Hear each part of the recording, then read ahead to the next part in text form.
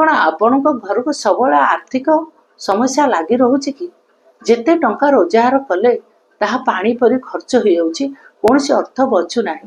सब बड़े मानसिक रोगग्रस्त शारीरिक ये सब समस्या लगी रोचे कि रोजगार आसवा ठप हो जाउछि, व्यवसाय कौन से उन्नति परिलक्षित होना। करंतु यही उपाय सबु समस्या दूर हम। दर्शक बंधु, आज आम भिडियो रे जानिबा ओस्त वृक्ष को पूजा कले केउ प्रकार लाभ होता है एवं केउ सब समस्या दूर होता है।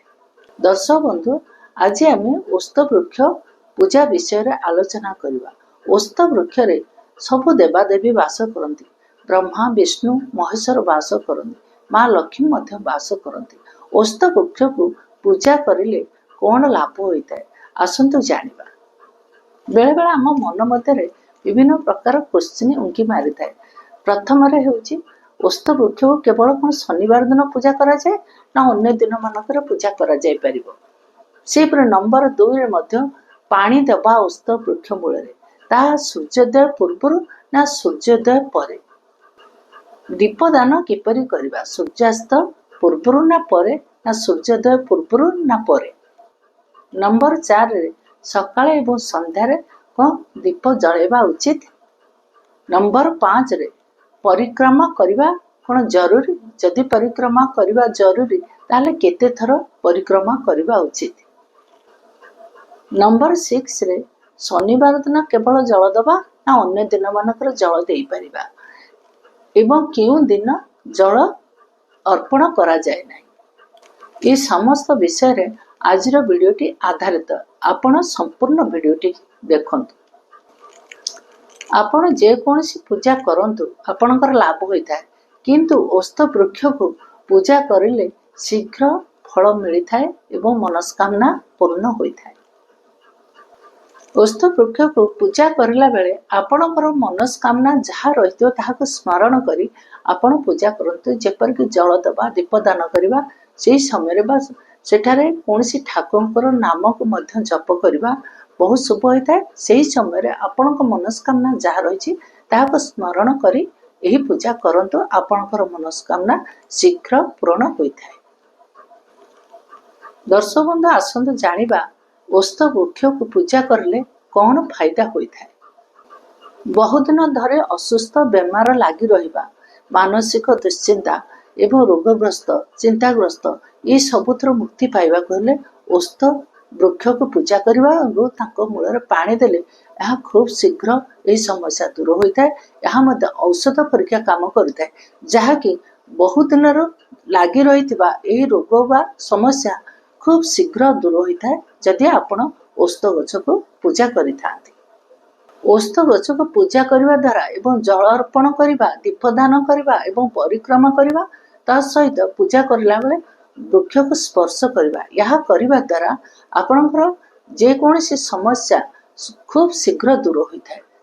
जदि कोनसी समस्या जहार निवारण होई पारु नाही कि मुक्तिर कोनसी मार्ग देखा जाउ नाही, ताहाले ओस्त गछ को पूजा करंतु। निश्चित रूपे यही समस्या खूब शीघ्र दूर हो। जदि आपण शीघ्र समस्या मुक्ति पाइबा को चाहुछन्ती ताहाले सप्ताह गोटे दिन शनिवार दिन आपणक निकट कौन से ओस्त वृक्ष रे जल अर्पण करंतु एवं संध्या बेले दीपदान करंतु। यह करिया द्वारा आपणकर जे कोनसी समस्या खूब शीघ्र दूर होता है। सबु समस्यार शीघ्र समाधान होता है जदि ओस्त वृक्ष को पूजा करा जाए। ओस्त वृक्ष रे 33 कोटी देवादेवी वास करुछन्ती, ब्रह्मा विष्णु महेश्वर वास करुछन्ती, माँ लक्ष्मी मध्य वास करुछन्ती। सब देवादेवी आशीर्वाद प्राप्ति होता है जदि ओस्त वृक्ष को प्रत्यह बा सबु शनिवार पूजा करा जाय थाए। सेहीपरि ओस्त वृक्ष मध्य आमर पितृपुरुष माने वास करती, तांकर आशीर्वाद मध्य प्राप्त होता है जदि आमे ओस्त गछ को पूजा करुचे। पितृपुरुषंकर आशीर्वाद मध्य आमको प्राप्त होता है। केते शनिवार ओस्त वृक्ष को पूजा करिवे, अति कम रे 7 दिन नचेत 21 दिन 108 दिन ये पूजा करिले बहुत शुभ होता है। यह करिया द्वारा शनि जनित सब समस्या शनि 7.5 ଶନିଙ୍କର ପ୍ରଭାବ ଏସବୁ ସମସ୍ୟାରୁ ମୁକ୍ତି ମିଳିଥାଏ। ଓସ୍ତ ବୃକ୍ଷରେ କ'ଣ କେବଳ ଶନିବାର ଦିନ ଜଳ ଦିଆଯାଇଥାଏ ନା ଅନ୍ୟ ଦିନ ମାନଙ୍କରେ ଦିଆଯାଇପାରିବ? ଶନିବାର ଦିନ ଜଳ ଦେବା ବହୁତ ଭଲ। ଅନ୍ୟ ଦିନ ମାନଙ୍କରେ ଆପଣ ଜଳ ଦେଇପାରିବେ, କିନ୍ତୁ ରବିବାର ଦିନ ଆପଣ ଶନି ବୃକ୍ଷକୁ ଜଳ ଦେବେ ନାହିଁ। ଶନିଦେବ ମଧ୍ୟ ଏହା କହିଛନ୍ତି, ଯେଉଁ ବ୍ୟକ୍ତି ଶନିବାର ଦିନ ଓସ୍ତ ବୃକ୍ଷରେ ଜଳ ଚଢ଼ାଇବ, ଦୀପଦାନ କରିବ, ଶନିଙ୍କ ରିଲେଟେଡ୍ ସବୁ ସମସ୍ୟାରୁ ତାକୁ ମୁକ୍ତି ମିଳିବ। କୌଣସି ରୋଗ ବ୍ୟାଧି ସମସ୍ୟା ଏସବୁ ପ୍ରକାରରୁ ତାକୁ ମଧ୍ୟ ମୁକ୍ତି ମିଳିବ। ତା ସହିତ ଶ୍ରୀହରି ବିଷ୍ଣୁ ମା ଲକ୍ଷ୍ମୀଙ୍କର କୃପା ଲାଭ ହେବ, ପିତୃ ଲୋକମାନଙ୍କର କୃପା ଲାଭ ହେବ ଏବଂ ସବୁ ଦେବାଦେବୀଙ୍କର ଆଶୀର୍ବାଦ ମଧ୍ୟ ପ୍ରାପ୍ତ ହେବ। ଯେଉଁ ବ୍ୟକ୍ତି ପ୍ରତି ଶନିବାର ଦିନରେ ଓସ୍ତ ବୃକ୍ଷ ମୂଳରେ ଦୀପ ପ୍ରଜ୍ୱଳନ କରିବ ଏବଂ ଜଳ ଚଢ଼ାଇବ, ଶନିଦେବ ତା ଉପରେ ଅତ୍ୟନ୍ତ ଖୁସି ହୋଇଥାନ୍ତି। ଏବେ ଜାଣିବା ଓସ୍ତ ବୃକ୍ଷରେ କେତେବେଳେ ପାଣି ଚଢ଼ାଇବା। ସୂର୍ଯ୍ୟୋଦୟ ପୂର୍ବରୁ ନା ସୂର୍ଯ୍ୟୋଦୟ ପରେ? ସୂର୍ଯ୍ୟୋଦୟ ପୂର୍ବରୁ, ଯେତେବେଳେ ସୂର୍ଯ୍ୟ ଉଦୟ ହୋଇ ଆସୁଥିବେ ତା ପୂର୍ବରୁ, ଟିକେ ପୂର୍ବରୁ ଯଦି ଆପଣ ଓସ୍ତ ବୃକ୍ଷ ମୂଳରେ ଜଳ ଢାଳୁଛନ୍ତି ବା ଚଢ଼ଉଛନ୍ତି, ତାହା ବହୁତ ଶୁଭ ହୋଇଥାଏ। ଶନିବାର ଦିନ ଜଳ ଚଢ଼େଇ ଓସ୍ତ ବୃକ୍ଷକୁ ସ୍ପର୍ଶ କରିଥିଲେ ବହୁତ ଶୁଭ ହୋଇଥାଏ। ଏହାଦ୍ୱାରା ମା ଲକ୍ଷ୍ମୀ ଏବଂ ଶ୍ରୀହରି ନାରାୟଣଙ୍କର କୃପା ଲାଭ ହୋଇଥାଏ, ପିତୃଲୋକଙ୍କର କୃପା ଲାଭ ହୋଇଥାଏ ଏବଂ ସମସ୍ତ ଦେବାଦେବୀଙ୍କର ଆଶୀର୍ବାଦ ମଧ୍ୟ ପ୍ରାପ୍ତ ହୋଇଥାଏ। ଯେତେବେଳେ ଆପଣ ଜଳ ଚଢ଼ାଇ ଦୀପ ଦାନ କରୁଛନ୍ତି ମଧ୍ୟ ସେହି ସମୟରେ ଆପଣ ଗଛକୁ ସ୍ପର୍ଶ କରନ୍ତୁ ଏବଂ ପରିକ୍ରମା କରନ୍ତୁ।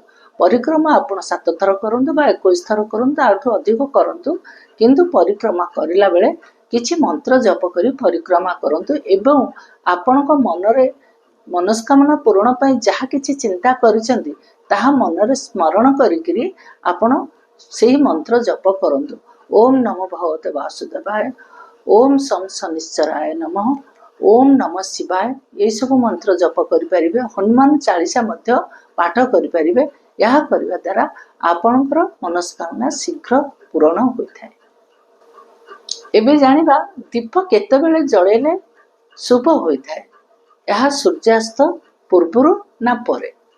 ସୂର୍ଯ୍ୟାସ୍ତ ପରେ ପରେ ଗୋଧୂଳି ବେଳା ରହିଥାଏ। ସେ ଗୋଧୂଳି ବେଳାରେ ଯଦି ଦୀପ ଆପଣ ଦାନ କରୁଛନ୍ତି ଓସ୍ତ ଗଛ ମୂଳରେ, ଏହା ସବୁଠାରୁ ଶୁଭ ଫଳ ପ୍ରାପ୍ତ ହୋଇଥାଏ ଏବଂ ଶନିଦେବ ମଧ୍ୟ ବହୁ ଖୁସି ହୋଇଥାନ୍ତି। ତେଣୁ ଓସ୍ତ ବୃକ୍ଷ ମୂଳରେ ଯଦି ଆପଣ ଗୋଧୂଳି ବେଳାରେ ଦୀପ ଦାନ କରୁଛନ୍ତି, ଏହା ହେଉଛି ସବୁଠାରୁ ଉପଯୁକ୍ତ ସମୟ। ଓସ୍ତ ଗଛ ମୂଳରେ ସକାଳେ ହେଉ ବା ସନ୍ଧ୍ୟାରେ ହେଉ ଦୀପ ଜଳାଇଲେ ବହୁ ଲାଭ ହୋଇଥାଏ। ଏହି ଦୀପ ଆପଣ ସୋରିଷ ତେଲ କିମ୍ବା ରାଶି ତେଲ ଦେଇ ଜଳାଇ ପାରିବେ। ଓସ୍ତ ଗଛ ପରିକ୍ରମା କରିବା କ'ଣ ଜରୁରୀ? ଯଦି ଜରୁରୀ ତାହା କେତେ ଥର କରିବେ? ଓସ୍ତ ଗଛ ପରିକ୍ରମା କରିଲେ ବହୁ ଶୁଭ ହୋଇଥାଏ। ଏହାକୁ 7 ଥର ଆପଣ ପରିକ୍ରମା କରିପାରିବେ, 21 ଥର ପରିକ୍ରମା କରିପାରିବେ, 108 ଥର ମଧ୍ୟ ପରିକ୍ରମା କରିପାରିବେ। ଏହି ପରିକ୍ରମା ବେଳରେ ଆପଣ ଯେକୌଣସି ମନ୍ତ୍ର ଜପ କରିବେ, ବିଶେଷ କରି ଓಂ ନମୋ ଭଗବତେ ବାସୁଦେବାୟ, ଯାହାକି ଓସ୍ତ ବୃକ୍ଷରେ କୁହାଯାଏ ଶ୍ରୀହରି ନାରାୟଣ ବାସ କରନ୍ତି। ଓସ୍ତ ବୃକ୍ଷର ମୂଳଠାରୁ ଡାଳ ଏବଂ ପତ୍ରରେ ନାରାୟଣ ବାସ କରନ୍ତି ବୋଲି କୁହାଯାଏ। ତେଣୁ ଓସ୍ତ ଗଛ ମୂଳରେ ଯେତେବେଳେ ବସିବେ ତାଙ୍କ ଛାଇରେ ବସି ଶ୍ରୀହରି ନାରାୟଣଙ୍କର ମନ୍ତ୍ର ହେଉ, ମହାଦେବଙ୍କର ମନ୍ତ୍ର ହେଉ, ହନୁମାନଙ୍କର ମନ୍ତ୍ର ହେଉ କିମ୍ବା ଶନିଦେବଙ୍କର ଓಂ ଶଂ ଶନିଶ୍ଚରାୟ ନମଃ, ଏହି ମନ୍ତ୍ର, ଓಂ ନମୋ ଭଗବତେ ବାସୁଦେବାୟ, ନାରାୟଣଙ୍କର ମନ୍ତ୍ର ଓಂ ନମଃ ଶିବାୟ, ମହାଦେବଙ୍କର ମନ୍ତ୍ର କିମ୍ବା ହନୁମାନ ଚାଳିଶା ଓସ୍ତ ବୃକ୍ଷ ଛାଇରେ ବସି ଜପ କରିଲେ ବହୁ ଲାଭ ହୋଇଥାଏ। ଓସ୍ତ ବୃକ୍ଷ ଛାଇରେ ଭଗବତ ପାଠ, କୌଣସି ମନ୍ତ୍ର ସାଧନା, ଗୀତା ପାଠ ଏସବୁ କରାହେଲେ ଖୁବ୍ ଶୀଘ୍ର ସିଦ୍ଧି ପ୍ରାପ୍ତ ହୋଇଥାଏ। ତେଣୁ ମନ୍ତ୍ର ଜପ, ଗୀତା, ଭଗବତ ଗୀତା ପାଠ କିମ୍ବା ହନୁମାନ ଚାଳିଶା, ଯେଉଁମାନେ ଓସ୍ତ ବୃକ୍ଷ ଛାଇରେ ବସି ଶନିବାର ହେଉ ବା ଅନ୍ୟ ଯେକୌଣସି ବାରରେ ଓସ୍ତ ବୃକ୍ଷ ମୂଳେ ଓସ୍ତ ବୃକ୍ଷ ଛାଇରେ ବସି ଜପ କରନ୍ତି ବା ଧ୍ୟାନ କରନ୍ତି ବା ସାଧନା କରନ୍ତି, ଖୁବ୍ ଶୀଘ୍ର ଏଥିରେ ସିଦ୍ଧି ପ୍ରାପ୍ତ ହୋଇଥାଏ ଏବଂ ସବୁ ଠାକୁର ଠାକୁରାଣୀ ମାନଙ୍କର ଆଶୀର୍ବାଦ ମିଳିବା ସହିତ ପିତୃ ଲୋକଙ୍କର କୃପା ମିଳିଥାଏ। ଶ୍ରୀହରି ନାରାୟଣ ଏବଂ ମା ଲକ୍ଷ୍ମୀଙ୍କର କୃପା ମଧ୍ୟ ପ୍ରାପ୍ତ ହୋଇଥାଏ। ତ ଦର୍ଶକ ବନ୍ଧୁ, ଆଜିର ଭିଡ଼ିଓଟି ଆପଣମାନଙ୍କୁ କିପରି ଲାଗିଲା? ଯଦି ଭଲ ଲାଗିଥାଏ ନିଶ୍ଚୟ ଲାଇକ୍ କରିବେ, ସବସ୍କ୍ରାଇବ୍ କରିବେ। ଆଜିର ଭିଡ଼ିଓକୁ ଏଇଠାରେ ମୁଁ ରଖୁଛି। ପୁଣି ଦେଖା ହେବ ଆପଣମାନଙ୍କ ସହିତ ଆଉ ଏକ ନୂଆ ଭିଡ଼ିଓରେ। ଜୟ ଜଗନ୍ନାଥ।